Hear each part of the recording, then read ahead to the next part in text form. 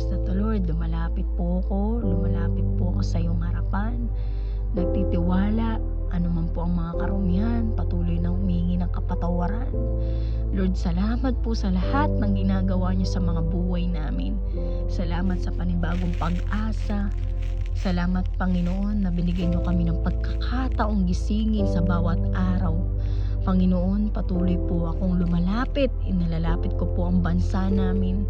Inilalapit ko po ang Pangulo namin sa iyo, Lord. Bigyan niyo siya ng wisdom kung paano, Panginoon, pamamahalaan ang pinagkatiwala niyong bansa sa Kanya. Tulungan niyo po, Panginoon, na patuloy po kayong humipo ng mga kapatiran na magpapayo sa Kanya kung anong dapat gawin sa bansa namin. At sa lahat na nangyayaring korupsyon, ikaw po ang may alam dito. Alam niyo po lahat, Panginoon. Hayag man o hindi, alam na alam niyo kung sino may mga kasalanan. Ikaw pa rin, Panginoon, ang Diyos sa makapangyarihan, fair and just, Panginoon.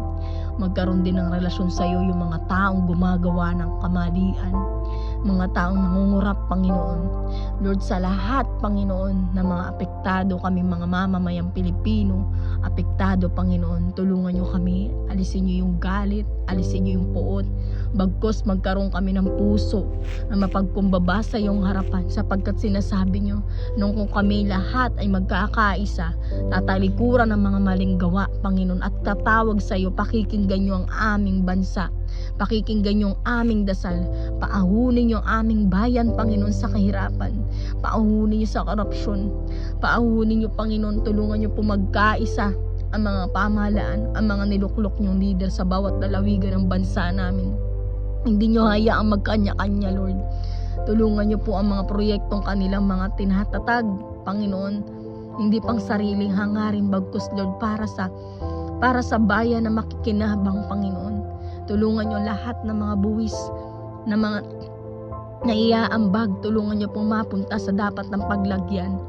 Tulungan niyo po, Panginoon, ang mga naglilingkod, Panginoon, sa public sector. Panginoon, yung mga naglilingkod na public servant namin, bigyan niyo pa sila ng mahabang pasensya sa paglilingkod sa mga mamamayan, Panginoon. Tulad ng mga nasa government, Panginoon. Katulad ng mga SS, PhilHealth, Panginoon. At sa iba pa, Panginoon. Father God, please, tulungan niyo po ang aming bansa, Panginoon, na magkaisa. Tulungan niyo po ang mga naglilingkod, Panginoon, sa mga Coast Guard, ang mga sundalo namin, ang mga seafarer namin, Panginoon. Tulungan niyo po, Panginoon, na proteksyonan niyo sa anumang gawa ng kaaway sa mga kalapit bayan, Panginoon. Proteksyonan niyo ang aming mga pulis, Panginoon, ang aming mga marine na nagbabantay sa karagatan, Panginoon. Selyuan niyo sila ng banal yung dugo. Bigyan niyo sila ng mahabang pasensya. Lord, wala kaming sandata physical pero spiritual, Panginoon, meron kami. At kaya, Lord, patuloy po kaming lumalapit sa oras na to, Lord. Nilalapit po namin sa iyo ang aming mga tagabantay doon. Bigyan niyo ng mahabang pasensya. Selyo niyo ng banal yung dugo. Bigyan niyo ng tapang at lakas at wisdom kung paano nila ipaglalaban ang aming bayan, Panginoon. Inilalapit din po namin sa iyo, Panginoon, ang mga problema, Panginoon, sa mga bawat ospital, ang aming mga doktor na ipinagkaloob niyo ng gift sa kanila para manggamot, Panginoon.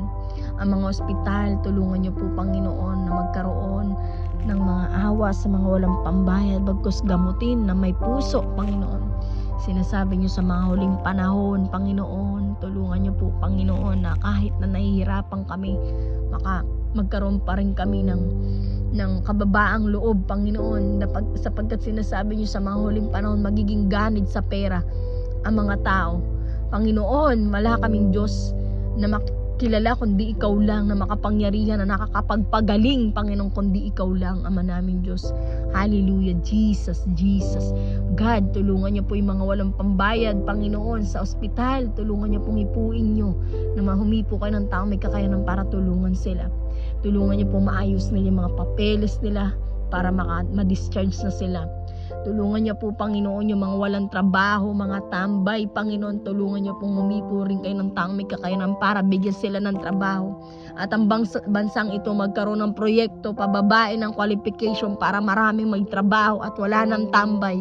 Tulungan niyo po, Panginoon, ang pamahalaan namin na bigyan, Panginoon, ng mga trabaho ang mga tambay, Panginoon. Lord, tulungan niyo po ang mga estudyante namin, ang mga nag-aaral ngayon. Tulungan niyo po, Panginoon, na magkaroon ng wisdom. Pag-aaral, tulungan niyo tumanim sa puso't isipan nila na lalaki sila, Panginoon, ng hindi magiging salot ng lipunan. Tulungan niyo po, Panginoon, yung iba naming mga kababayan, mga kapatiran na patuloy, Panginoon, na nagsusumamo para lang po, Panginoon, maiahon itong bayan na to, Lord. Tulungan niyo po magkaisa na.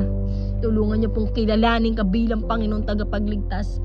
Yung mga nagbibuild ng mga rally, Panginoon, physical, Lord, tulungan niyong bigyan niyo ng wisdom, Panginoon. Prayer rally, Panginoon.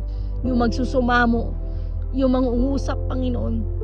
Tulungan niyo po, Panginoon, Father God. Kiniklaim po namin ang katagumpayan ng panalangin namin. Ang bansa namin, kiniklaim po namin na pagagalingin niyo, pauunlarin niyo, Panginoon, pagdating ng panahon. Hindi niyo hayaang kutyain kami ng ibang bayan sapagkat maraming nananampalataya nagtitiwala sa oras na to, Lord God.